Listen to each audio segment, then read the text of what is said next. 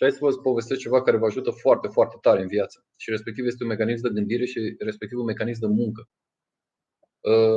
Zgomot versus ceea ce te interesează. Ce înseamnă asta? Sunt atât de multe elemente. Să spunem, tu în fiecare zi trebuie ca să-ți pui 3 lucruri pe care trebuie ca să le realizezi în ziua respectivă, da? Și trebuie să faci lucrurile dincolo de muncă, dincolo de orice.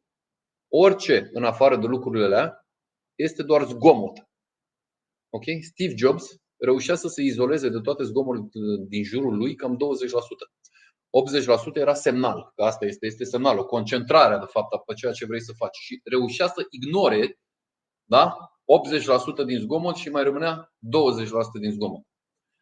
Elon Musk reușește să izoleze întreg zgomotul din jurul lui și el este 100% semnal. Dacă voi reușiți să faceți asta și respectiv să nu mai băgați în seamă toate știrile cretine, pe toți idioții din jur, oamenii care vă trag în jos, oamenii care vă spun că nu puteți, oamenii care vă fac urâți, oamenii care vă pun la cheltuială și nu-și asumă niciodată, da? Ați înțeles?